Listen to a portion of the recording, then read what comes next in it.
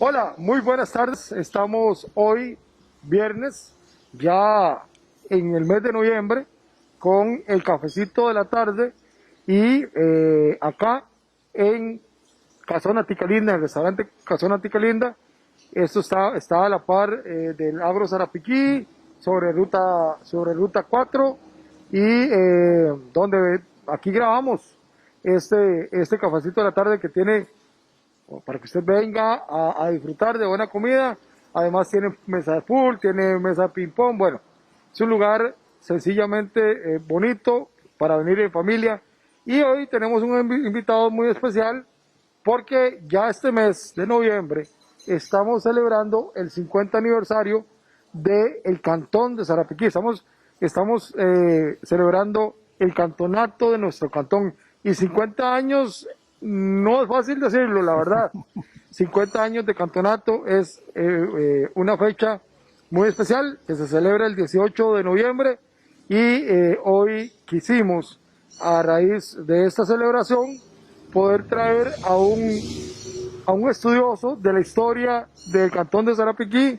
Él es profesor, además es escritor, es filósofo, es historiador y está escribiendo además un libro sobre la historia del cantón de Sarapiquí.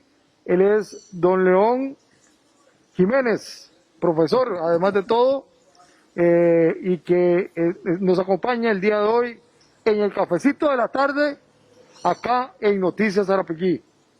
León, preséntese. Buenas tardes a todos y a todas que nos vean en estos medios digitales. Leoncio Jiménez. Leoncio Jiménez, perdón. Me confunden con otro estudioso también del cantón. Leoncio Jiménez. Del cantón. Y aquí agradecido de estar con este espacio para poder conversar un poco de la historia del cantón y de unas visiones que a veces tenemos que siempre recordar cuando analizamos, como en este caso, en un jubileo después de 50 años de cantonato, en una zona que se está construyendo todavía, como todas, pero que aún es más evidente, poder trabajar este tipo de cosas y poderlas hablar, no solo con la gente de Sarapiquí, sino con gente más allá de Sarapiquí y construir un diálogo mucho más fructífero. Bueno, pero ¿quién es Leoncio Jiménez? Cuéntenos. ¿Hace cuánto está en Sarapiquí? ¿Quién es Leoncio Jiménez? Ok, Leoncio Jiménez es historiador, máster en Historia Aplicada por la Universidad Nacional de Costa Rica. Es profesor de estudios sociales por la misma universidad, doctorando en estudios latinoamericanos también de la Universidad Nacional, con otros estudios tanto en la Universidad Nacional como en la UCR. Y básicamente lo que me he dedicado es tanto a mis estudios como docente, digamos, a mi trabajo como docente y estudiar sobre ese ejercicio, al estudio de la construcción de la nacionalidad costarricense, usando dos vehículos. Uno, que ha sido la monumentalidad, el uso de esculturas, monumentos cívicos, placas, todo este tipo de cosas. Y el otro a partir de los libros de texto, ¿verdad? ¿Cuáles son las dos formas en que se ha construido la nación y cómo hemos construido historia a partir de eso? Entonces ha sido parte de mi trabajo en los últimos 14, 15 años, casi al mismo tiempo que tengo de estar en Sarapiquí. De hecho, casi toda mi labor profesional investigativa se ha desarrollado en el cantón y eso es muy interesante porque la gente a veces cree que vivir en una zona rural, periférica del país, te imposibilita como investigador. A mí más bien me da una riqueza, tiene sus límites por supuesto, pero me da la riqueza interpretativa de ver más allá de lo que en este país ha sido el vallecentralismo, o sea, es ver no solo que Costa Rica es solo la región central y poder ver temas más allá, con problemas más allá y una dinámica diferente. Y creo que eso me ha ayudado mucho a estarlo. He tenido varios espacios universitarios también y recibido algunas menciones por ese trabajo en estos últimos años. ¿Y cómo es eso? ¿Cómo terminó Leoncio Jiménez en Sarapiquí con su familia acá viviendo? Ok, bueno, aunque las barbas venerables me hagan ver mucho más viejo, no soy tan mayor, yo vine aquí soltero, con unos 26 años. Como profesor me dieron plaza, me dieron una propiedad, bueno, una plaza interina. Decidí venirme En vista de muchas cosas que pasan todavía cuando hay plazas en la universidad, o búsqueda de una plaza en la universidad, que es la búsqueda de plazas pequeñas, de que hay que estar concursos, esta semana, esta semestre se dan la propiedad, este no. Entonces yo sí, propiamente venirme a una zona alejada, a explorar, decía yo temporalmente lo que era ser un profesor rural, tener esa experiencia. Y la verdad, la experiencia me gustó, venía soltero, la experiencia me gustó mucho la dinámica poblacional. Y no es la parte geográfica la que enamoró del cantón, aunque es preciosa. Me encantó la dinámica social, algo que en San José ya se había perdido, que eran las personas que se conocen, que se hablan, que se saben el nombre y apellido del otro que está al Que aquí frente. todo el mundo se conoce. Eso es una cosa que me gustó. Tiene sus bemoles, pero es refrescante ver al ser humano, ¿verdad? Yo que vengo de San José Centro, nací, crecí en el Cantón Central de San José, estuve 25 años a la par de una señora y lo único que supe es que se llamaba Insulina. Aparte de eso, nunca supe nada más de la señora. El del frente se llamaba Rafael y quedó ahí. Te lo voy a poner de forma de chiste. Aquí no puedes portarte mal porque todo el mundo te conoce y te echa el agua. En parte supongo que sí, por suerte nunca lo he hecho.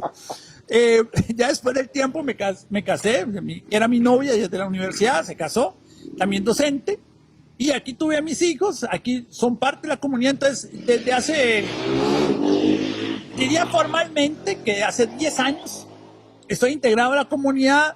No solo soy el profesor, sino que estoy parte en el comité, pues en algún momento fui parte del comité de la comunidad.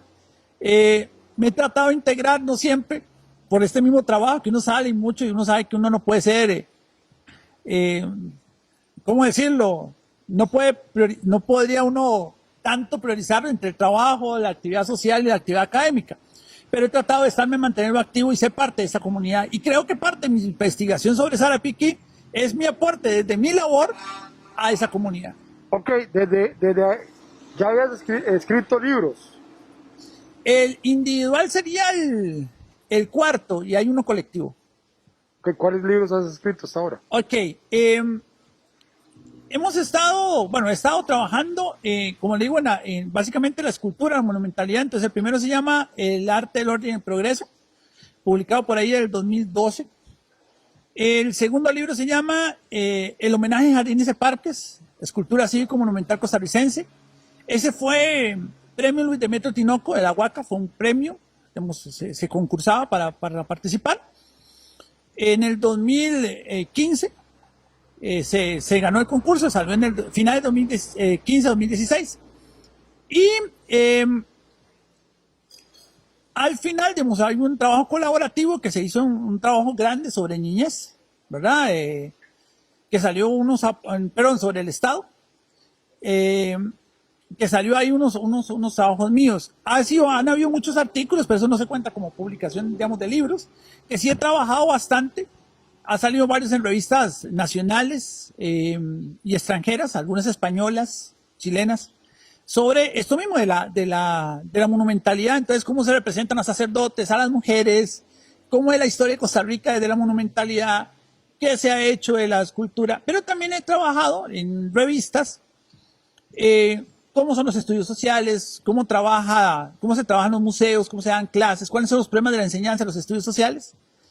Y dentro de poco estaría ya saliendo, publicándose, de hecho, para celebrar las fechas propiamente, 2 días antes, el 16 de noviembre, en el Palacio Municipal, estaríamos presentando el cuarto, bueno, sería el tercer libro individual mío, sobre la campaña nacional, pero trata de enfocarse sobre Sarapiquí. De hecho, un producto paralelo fue una exposición que habla de la guerra contra los filibusteros en Sarapiquí, que lo que trata es eso, de acercarnos a la comunidad, ver la historia, cómo la historia de un país se ve reflejada en una historia local, y a la vez esa historia local es reflejo de una historia nacional, ¿verdad? Y creo que eso es importantísimo, porque a veces olvidamos que la historia nacional, esa que vemos en los cuentos, cuentan en el colegio, no deja de ser la suma de historias de diferentes localidades, que en algún momento saltan y después vuelven a bajar, vuelven a subir y vuelven a bajar, ¿verdad? Y eso creo que trato de ponerlo no tanto en el libro, sino como en la exposición, que el 20 de noviembre también se va a estar presentando en el gimnasio del Colegio Río Frío, ¿verdad? Para público general, obviamente contando con todas las medidas del ministerio, pero para que sea un poco más abierto, para que la gente pueda saber un poco más y no quede como un acto cerrado, porque creo que uno de los grandes problemas de los historiadores, no de los periodistas, comunicadores sociales, pero sí de los historiadores y académicos, es que ni nuestra mamá nos lee. O sea, la mayoría de la gente no conoce esas publicaciones y aunque están hechas para que la gente aprenda más y sepa más, no siempre se puede publicar. Entonces hay que buscar esas formas. Por eso es que en alguna medida las exposiciones museográficas, museísticas, tratan de hacer ese acercamiento. Bueno, vamos a lo que vinimos. Sarapiquí. Sarapiquí. Contanos sobre el libro que venís escribiendo sobre Sarapiquí y data desde cuándo a cuándo. Bien, primero voy a hacer una aclaración para todos los que nos ven y creo que también es bueno para uno mismo cuando uno escribe. Cuando uno habla de historia, nuestro idioma es muy complejo porque usa la misma palabra para dos conceptos. Yo le puedo decir a usted, te voy a contar una historia, que sería como que te voy a contar un cuento. Y también le puedo decir, te voy a contar la historia. ¿Ok? Pero también te podría decir, te voy a contar mi historia. Y aquí hay tres conceptos diferentes. Cuando te digo que te voy a contar un relato, esa es la historia como un relato. En inglés es muy claro porque se dice a story, ¿verdad? Es una historia. Es un relato. Pero también está cuando se hace el estudio del pasado con un interés. A eso le llamamos historiografía. Pero cuando yo cuento el pasado, mi actuación en tal hecho, eso ya no es solo pasado, sino se vuelve memoria. Entonces hay que diferenciar esto porque esas tres actuaciones tienen tres actores diferentes, ahora que hablamos a niveles más profesionales, si podemos decirlo así. Entonces, le voy a contar una historia, eso lo puede hacer un comunicador social, lo hace un literato, cuenta una historia. Puede ser del pasado o del presente, pero cuenta una historia. Cuando hablamos de mi participación o lo que yo recuerdo, que la gente recuerda, que eso se basa mucho en la historia oral, a veces en cartas, que eso es memoria, a esa persona le llamamos cronista. Y eso es cuando la preocupación está en lo que la gente recuerda y no preocuparnos en otras cosas. El historiador, no creo que digamos historiador, que sería historiógrafo, porque hace es una descripción del pasado, se preocupa el porqué de esos hechos. Es lo que llamamos, o lo que decía el historiador cubano, Moreno Franginals, sin teoría no hay historia, o sea, no hay investigación científica. O sea, yo tengo que hacerme la pregunta que todo chiquito, pequeño se hace. ¿Por qué? Voy a poner esto en perspectiva. Vamos a ponerlo en perspectiva. Alfie, digamos, usted ha escrito sobre lo que pasa en el cantón, digamos que pasó tal en la huelga, que hubo tal accidente. Eso simplemente es un relato, ¿verdad? Nos está contando la historia. Lo que nos dio por mucho tiempo el periodista de Sarapiquí Sin Fronteras fue un relato, o sea, él nos contaba los datos que tenía. Tenemos a Domingo Vargas que nos ha contado, por el contrario, es un cronista, porque nos cuenta lo que la gente recuerda. En su libro de memorias de un pionero, nos cuenta lo que diferente gente recuerda, lo que él mismo recuerda y otra gente recuerda. No hay una preocupación de por qué recuerda eso y no otras cosas, por qué estas sí y otras no, porque esta gente se entrevista y porque esta otra gente no se entrevista. Son las memorias. Ojo, eso es tan válido como cualquier otra, es una fuente válida, pero su preocupación es otra. El historiógrafo, se preocupa por saber por qué. Les voy a dar un ejemplo. Hace 2 años más o menos, don Domingo nos hablaba aquí en este programa sobre Sarapiquí Salazar. Y nos decía que venían equipos y que él salió de aquí. La pregunta para él es quién fue Sarapiquí Salazar y por qué, y los equipos de fútbol que aquí venían. Mi preocupación, en un caso como ese, no es ese. Mi preocupación es por qué venían otros equipos. ¿por qué se desarrolló tanto el fútbol en una zona que se suponía reprimida económicamente, que no tenía equipos de primera división? Entonces, ante el mismo hecho tenemos preguntas diferentes, entonces actuamos de maneras diferentes. Las tres formas son igual de válidas, pero porque buscan acercarse al pasado de maneras distintas. Ahora, vamos con lo que estamos explicando. Visto esto de esta manera, lo que busca el texto que estoy investigando, que estoy haciendo, mi investigación, es acercarnos a tener explicaciones de por qué algunos fenómenos se dieron en el cantón, y además de vincular los hechos que sucedieron en el cantón con la gran historia del país. Por decir algo, no podemos interpretar la historia de Costa Rica si en el camino, en la segunda mitad, en primera mitad del siglo XIX, perdón, al intento de llevarnos al Atlántico. Ese es el camino que nos llevó hasta San Juan. De ahí, debido a ese camino, es que Sarapiquí tiene un papel importante en la campaña nacional contra los filibusteros. Entonces aquí es entender no la campaña por la campaña, sino el camino que existía. Entonces, ¿por qué se hace ese camino? ¿Por qué se hace por Sarapiquí, no por San Carlos? O sea, todo ese tipo de preguntas son las que me llevan a mí a buscar en este caso particular. Y hay fenómenos más importantes que no se han estudiado.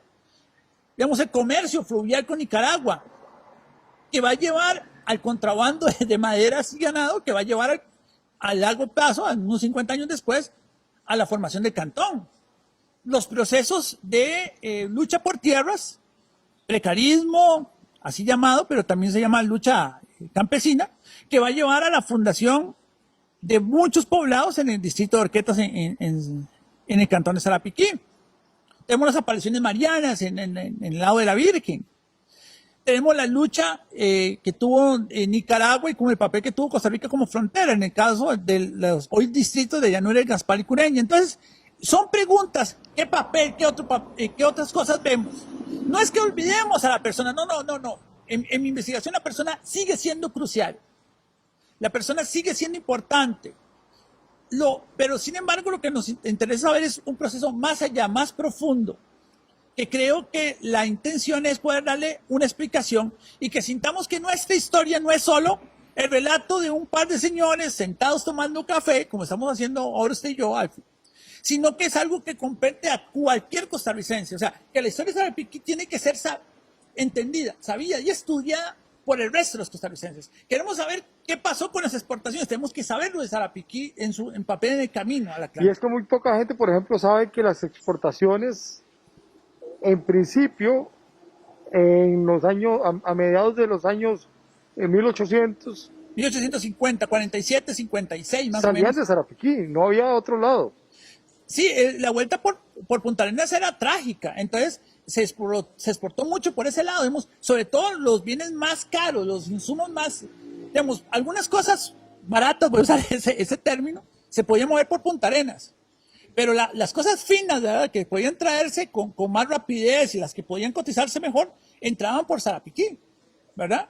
Entonces, eso es una cosa que se olvida, pero también se olvida, digamos, el papel que tuvo, digamos, este cantón y toda la zona norte en los comercios, digamos, de la sobrevivencia, en la exportación de maderas finas, algo que digamos, estaba en los anaqueles de productividad de los años 40, 50 y 60, y que aquí no se habla, pero que era una zona de exportación de productos finos que le dieron economía al país. Mucho del café salió por Sarapiquí. En esa época no tanto, sino que se buscaba una ruta. Lo que se daban las salidas, bueno, después de 1858, 59, la ruta empieza a decaer. Y lo que se da después de 1890 hasta 1950 es un comercio informal que se vuelve a reactivar después de 1950, que empieza a ser muy fuerte, de granos hacia Nicaragua, de maderas finas y ganado, y de aquí se traen algunos productos manufacturados, pero se trabajaba sobre esa línea y que desarrolló mucho la zona y que se contaba con algunas personas que desarrollaron grandes capitales. Vamos a dar un break, porque un verdadero break. Nos van a traer el cafecito de la tarde. Aunque me decís que vos no tomas café.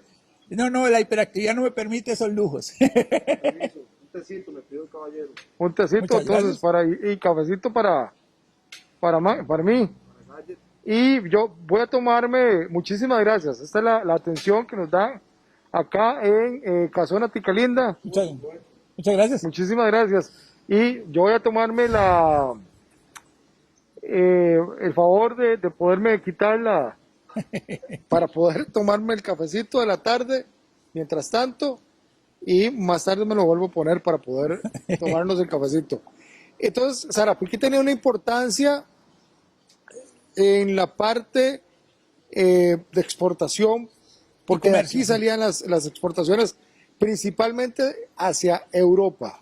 En una primera etapa, ya estamos hablando, década de 1950 del siglo XIX, después se vuelve un comercio local, pero muy intenso. O sea, a veces la gente cree que lo único importante es el comercio exterior. Ese comercio local, interregional, digamos, se vuelve crucial, ¿verdad? Muchos productos, después de 1890, los mueve Sarapiquí con el río hacia Nicaragua y se va generando un comercio importante. De hecho, tanto así, se vuelve tan importante que en 1960 se vuelve problema nacional el poder regular, y pongo entre comillas, poder regular el comercio de ganado, madera, que tiene el país con Nicaragua.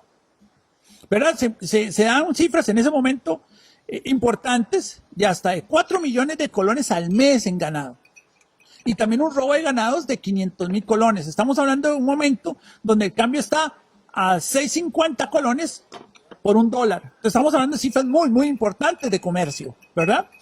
Entonces eso va a llevar a la fundación del cantón. Ya años anteriores también se estaban buscando productos locales, más allá del maderero y la ganadería, y que hace que ya en los años 50, 1950, se den las primeras intenciones de producción bananera. Por decir algo, ya en 1950 se reporta que hay pistas de aviación para poder sacar ganados ahí en Puerto Viejo, y se hacen un consorcio de productores bananeros, y esto va a seguir produciéndose hasta que en 1967 la Compañía Bananera de Costa Rica presenta su interés bajo el sello productivo de la Standard Fruit Company para poder producir en las llanuras del norte. Ahora, originalmente esto iba para Guatuso o realmente Upala, sobre el río Frío, pero el proyecto quedó con ese nombre, se traslada a Sarapiquí, que tenía grandes baldíos nacionales, y se pasa. Entonces, a partir del 68 se implanta la compañía ya en forma, y se vuelve muy atractivo para las personas, se pagan buenos salarios, relativamente hablando, se vuelve un poco de atracción, y ahí a partir se hace una dinámica que dinamiza totalmente el cantón.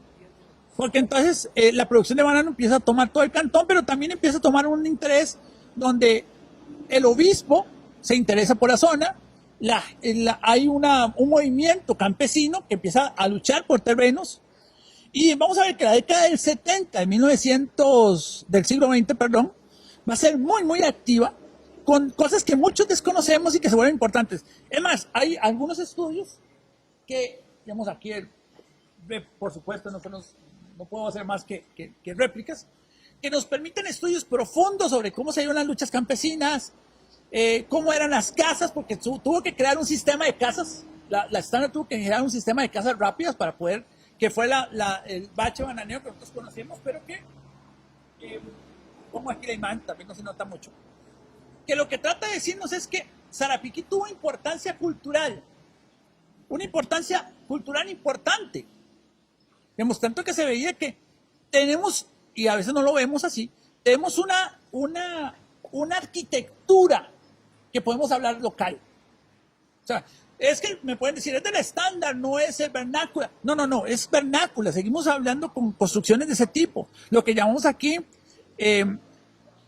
de zócalo, una estructura de concreto y el resto de madera o fibrolito. Que se ve mucho en la zona. Que se ve en la zona y que se volvió de la zona. O sea, entonces, este tipo de investigación lo que pretende...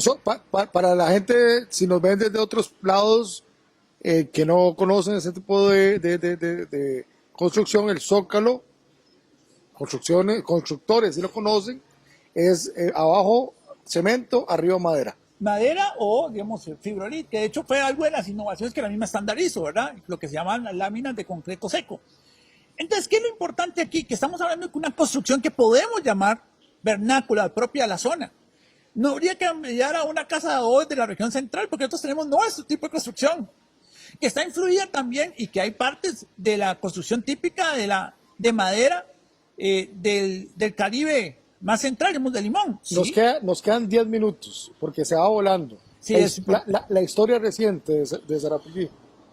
Bueno, es que casi todo Sarapiquí es una historia reciente de los anales de nuestra historia nacional, 200 años, 50, pero ciertamente en los últimos 20 años lo que notamos, aparte de un proceso de construcción, ¿verdad?, de crear nuestras propias identidades, que a veces no estamos conscientes porque añoramos otras cosas o nos comparamos otras cosas, pero no vemos que ahí la tenemos.